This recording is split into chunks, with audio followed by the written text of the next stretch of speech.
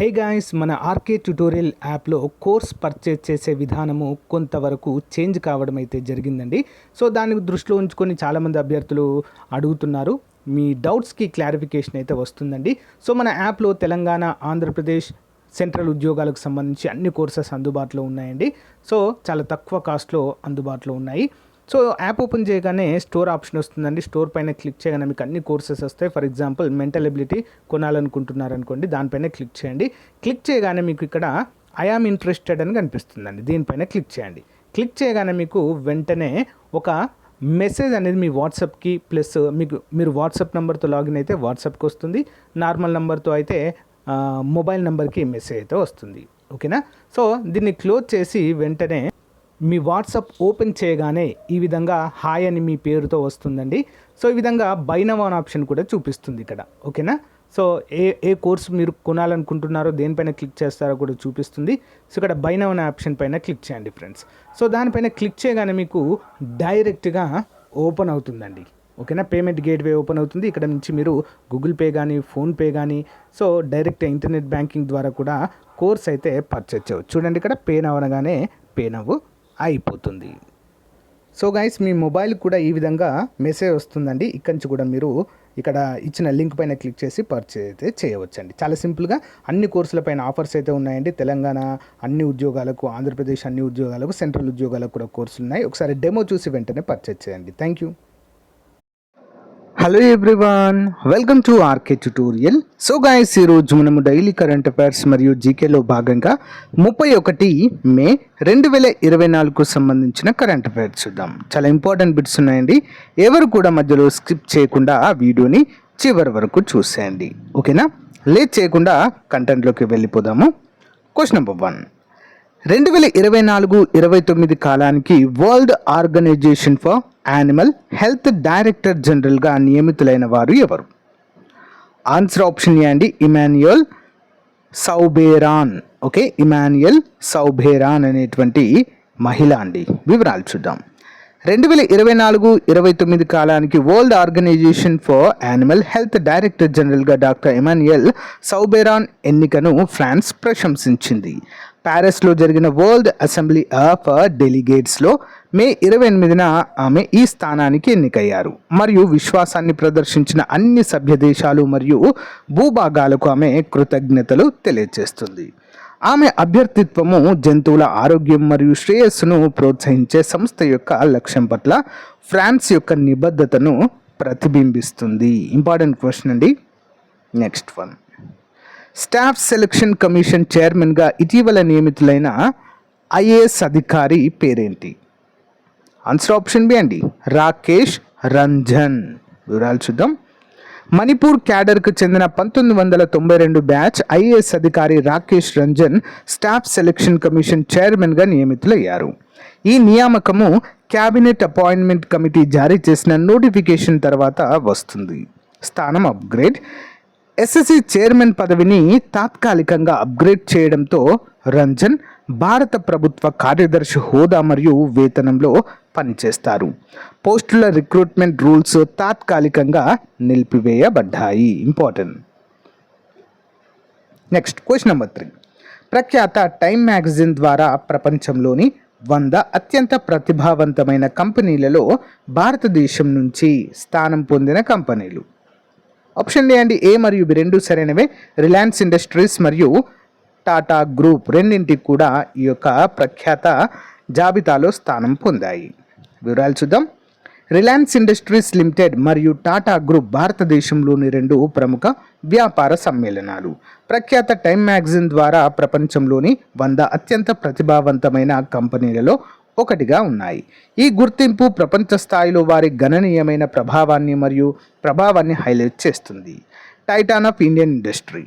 Reliance Industries Limited Time జాబితాలోని Titans కేటగిరీలో ఉంచబడింది. భారతీయ పరిశ్రమలో టైటాన్ హోదాను గుర్తిస్తుంది. మరి టైమ్ 100 జాబితాలో ఆర్ఐఎల్ స్థానం పొందడం ఇది రెండవసారి.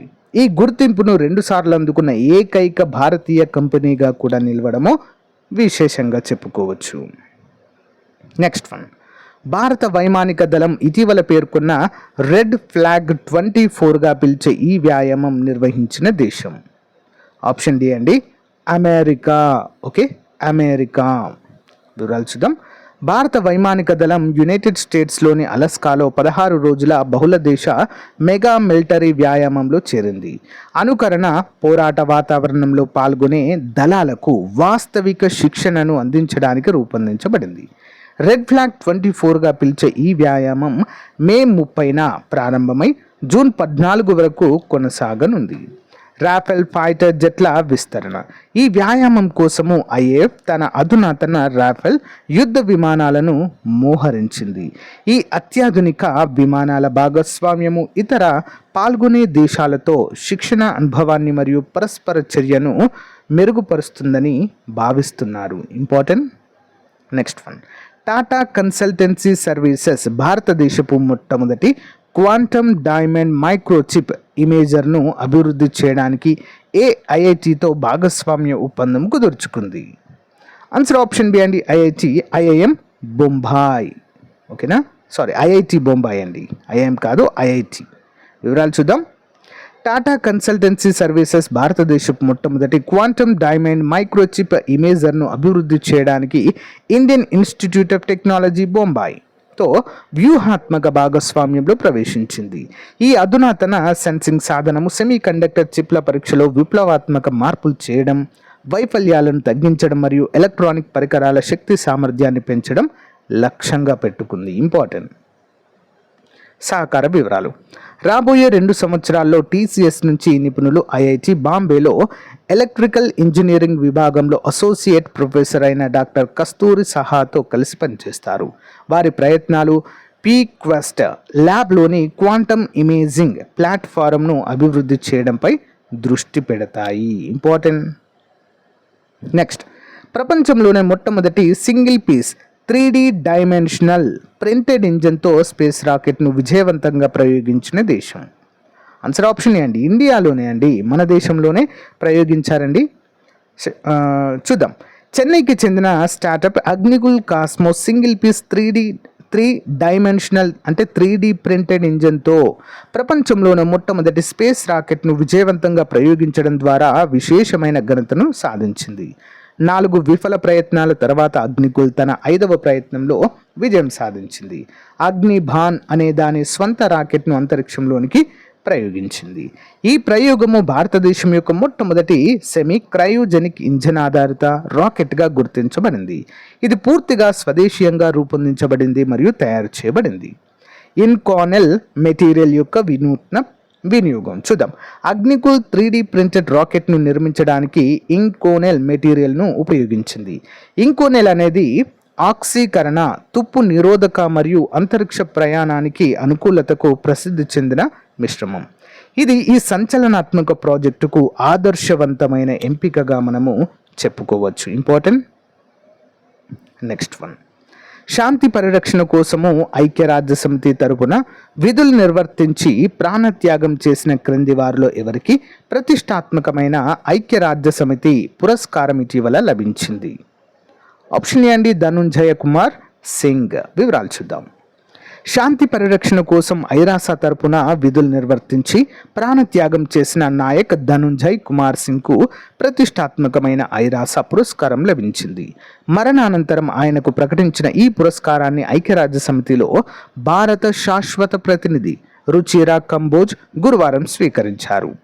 ధనుంజయ్ కుమార్ కాంగోలో సేవలందిస్తూ ప్రాణాలు కోల్పోయారు. ఇంపార్టెంట్. Next one. అసఫ్ జాహీల కాలం నాటి వెండి నాణాలు ఏ జిల్లాలో జరిపిన త్రవ్వకాలు ఇటీవల బయల్పడ్డాయి? ఆప్షన్ డి అండి సిద్దిపేట జిల్లాలో. సిద్దిపేట జిల్లా మద్దూరు మండలము నర్సాయపల్లిలో హైదరాబాద్ రాష్ట్రాన్ని పాలించిన అసఫ్ జాహీల కాలం నాటి వెండి నాణాలు లభ్యమయ్యాయి. గ్రామానికి చెందిన చల్ల మల్లారెడ్డి భూమిలో గురువారము గ్రామీణ ఉపాధి హామీ పథకంలో అభివృద్ధి పనుల్లో భాగంగా కూలీలు వరంగట్టు త్రవ్వుతుండగా 238 గ్రాముల 20 వెండి నాణాలు 2 ఉంగరాలు లభ్యమయ్యాయి. ఆర్కియాలజీ డిపార్ట్మెంట్కి నాణాలు ఫోటో తీసి పంపించగా అసఫ్ జాహీ కాలం నాటి నాణాలుగా గుర్తించినట్లుగా అధికారులు తెలిపారు. Important. Next one. World number 1 Magnus కార్ల్సన్ను ఓడించి నార్వే చెస్ టోర్నీ 2024లో విజయం సాధించి చరిత్ర సృష్టించిన భారత చెస్ క్రీడాకారుడు ఎవరు? ఆప్షన్ ఏ ఆర్ ప్రజ్ఞానంద అండి. వివరాలు చూద్దాం. భారత యువ గ్రాండ్ మాస్టర్ ఆర్ ప్రజ్ఞానంద మరోసారి సంచలనం సృష్టించారు. నార్వే చెస్ టోర్నీ 3వ రౌండ్లో వరల్డ్ నెంబర్ 1 మాగ్నస్ కార్ల్సన్ను ఓడించి సత్తా చాటుకున్నాడు. 18 ఏళ్ల ప్రజ్ఞానందకు క్లాసికల్ ఫార్మాట్లో కాన్క్లేవ్పై ఇదే తొలి విజయము. కార్ల్సన్ పైన ఇదే తొలి విజయము. అంతకుముందు గతంలో ర్యాపిడ్ ఎగ్జిబిషన్ గేమ్స్లో ప్రజ్ఞానంద నార్వే స్టార్ మ్యాగ్నస్ను ఓడించారు. ఇప్పుడు తాజాగా తొలిసారిగా క్లాసికల్ గేమ్స్లోనూ ఓడించి సత్తా చాటుకున్నారు. గురువారం ఇక్కడ జరిగిన పురుషుల విభాగంలో 3వ రౌండ్లో భారత యువ గ్రాండ్ మాస్టర్ ప్రజ్ఞానంద తెల్లపావులతో ఆడారు. మ్యాచ్ ఆరంభం నుంచే దూకుడుగా ఆడిన ప్రజ్ఞానంద మెల్లమెల్లగా కార్ల్సన్పై ఆధిక్యాన్ని సాధిస్తూ ముందుకు సాగి విజయం సాధించడం చూడవచ్చు. నెక్స్ట్ వన్, భారతదేశంలో తొలిసారిగా ఏ రాష్ట్ర ప్రభుత్వము పాఠశాల విద్యలో ఇటీవల కృత్రిమ మీద పాఠ్యాంశాన్ని చేర్చింది? ఆప్షన్స్ అండి. కేరళ. వివరాలు చూద్దాం. విద్యా ఆధునీకరణ దిశగా కేరళ కీలక ముందడుగు వేసింది. పాఠశాల విద్యలో భాగంగా విద్యార్థులకు కృత్రిమ మీద సంబంధిత జ్ఞానాన్ని అందించాలని నిర్ణయించింది. జూన్ 3 నుంచి ప్రారంభమయ్యే నూతన విద్యా సంవత్సరం నుంచి 7వ తరగతి విద్యార్థుల పాఠ్య ప్రణాళికలో ఏఐని పాఠ్యాంశంగా చేర్చనున్నట్లుగా బుధవారము వెల్లడించారు. Important. Okay, next one, national sugar ఇన్స్టిట్యూట్కు తొలి మహిళా డైరెక్టర్గా ఇటీవల నియమితులైన అధికారి ఎవరు? ఆప్షన్ ఏ అండి doctor Seema Paroha. Okay, doctor Seema Paroha. వివరాలు చూద్దాం. దేశంలోనే ఏకైక చక్కెర సంస్థ అయిన నేషనల్ షుగర్ ఇన్స్టిట్యూట్కు తొలి మహిళా డైరెక్టర్గా డాక్టర్ సీమా పరోహా బాధ్యతలను స్వీకరించారు. 8 దశాబ్దాలకు పైగా చరిత్ర ఉన్న ఈ సంస్థలను లాభాల బాటలో నడిపించడానికి పరిశోధనలెన్నో చేపడుతున్నారు ఈమె. మధ్యప్రదేశ్కు చెందిన డాక్టర్ సీమా పిహెచ్డి పూర్తి చేసి జవహర్లాల్ నెహ్రూ కృషి విశ్వవిద్యాలయంలో మొదటి ప్రొఫెసర్గా చేరిన ఈమె ఆ తర్వాత బయోకెమిస్ట్రీ విభాగానికి అధిపతిగా పదోన్నతి పొందారు. ఈ విభాగంలో సమూలమైన మార్పులు తీసుకొచ్చారు ఈమె. So nano brewery distillation unit స్థాపించి దాన్ని ఆధునీకరించడంలో డాక్టర్ సీమా కృషి ఎంతో ఉన్నట్లుగా తెలియజేశారు. Additional questions. ప్రవాహ్ పోర్టల్ ఇటీవల వార్తల్లో కనిపించింది. మరి ఏ సంస్థ ద్వారా ప్రారంభించబడింది Pravah portal? Option A RBI. ఇటీవల 77వ ప్రపంచ ఆరోగ్య సభలో కమిటీ ఏ అధ్యక్షుడిగా ఎవరు నియమితులయ్యారు? ఆప్షన్ బి అండి Apoorva Chandra. Important. Indian Oil Corporation Limited hydrogen మరియు ఫ్యూయల్ సెల్ టెక్నాలజీని ప్రోత్సహించడానికి భారతదేశం యొక్క ఏ సాయుధ దళంతో ఇటీవల ఒక అవగాహన ఒప్పందంపై సంతకం చేసింది? ఆప్షన్ ఏ అండి భారత సైన్యము. ఇటీవల ఆసియన్ ఆర్మీ రెజ్లింగ్ ఛాంపియన్షిప్ 2024 ఎక్కడ జరిగింది? ఆప్షన్ సి అండి తష్కెంట్, ఉజ్బెకిస్తాన్. నెక్స్ట్ వన్, ఇటీవల United Nations military gender advocate of the year for 2023ని ఏ భారతీయ శాంతి పరిరక్షకుడు అందుకున్నారు? ఆప్షన్ బి అండి రాధికా సేన్ గారు. Daily GK question series. Stockholm conference ఎప్పుడు జరిగింది? Stockholm conference. ఆప్షన్ సి అండి 1972 జూన్ 5న. నైరోబీ కాన్ఫరెన్స్ ఏ సంవత్సరంలో జరిగింది? Option B 1982. క్రింది వాక్యాలను పరిశీలించండి. మ్యాట్రియల్ ప్రోటోకాల్ 1987లో జరిగింది. మ్యాట్రియల్ కెనడా దేశంలో కలదు. ఆన్సర్ ఆప్షన్ సి అండి ఏబి, రెండు కూడా సరైనవే. ఐపీసీసీకి సంబంధించి క్రింది వాక్యాలను పరిశీలించండి. ఐపీసీసీ ఆన్సర్ ఆప్షన్ 3 అండి. సి సరికానిది, ఏబి సరైనవండి. ఏబి సరైనవి. ఐపీసీసీ అనగా intergovernmental panel on climate change. ఇది డబ్ల్యూఎంఓ మరియు యుఎన్ఈపి అంటే యునైటెడ్ నేషన్స్ ఎన్విరాన్మెంట్ ప్రోగ్రామ్ సంస్థల ఆధ్వర్యంలో ఏర్పాటు చేయబడింది. ఓకే, దీని ప్రధాన కార్యాలయం వాషింగ్టన్ అనేది తప్పండి. ఓకే, నెక్స్ట్ వన్, ఐపీసీసీ ఏ సంవత్సరంలో ఏర్పాటు చేయబడింది? Option C 1988. ఐపీసీసీలో ప్రస్తుతం సభ్య దేశాలు ఎన్ని కలవు? ఆప్షన్ సి అండి 195. ఐపీసీసీ మొదటి నివేదికను ఏ సంవత్సరంలో సమర్పించింది? 1990. ఐపీసీసీ 6వ నివేదిక ఏ సంవత్సరంలో విడుదల చేసింది? Option B 2022. ఐపీసీసీకి ఏ సంవత్సరంలో శాంతి బహుమతి లభించింది? నోబెల్ శాంతి పురస్కారం అండి 2007లో. క్రింది వాటిని పరిశీలించండి. ఐపీసీసీ తన 5వ నివేదికను నవంబర్ 2, 2014న కోపెన్ హ్యాగన్లో విడుదల చేశారు. కోపెన్ హ్యాగన్ నివేదిక ప్రకారం కార్బన్ డైఆక్సైడ్ ఉద్గారాలను 2050లోపు 0 నుంచి 70%కు నియంత్రించాలి. 2100 నాటికి 95% ఉద్గారాలను నియంత్రించాలి. పై వాక్యాలలో సరైనదేంటి? ఆప్షన్ 1 A మరియు B రెండు సరైనవండి. సి అనేది తప్పు. సో గాయస్, ఇది రోజుకు సంబంధించిన మోస్ట్ ఇంపార్టెంట్ కరెంట్ అఫైర్స్ అండి. మీకు నచ్చింది అనుకుంటున్నాను. నచ్చిన వాళ్ళు చిన్న లైక్ చేసి సపోర్ట్ చేయండి. తప్పకుండా మీ ఫ్రెండ్స్కు షేర్ చేయండి. Thank you for support. Have a nice day. Bye.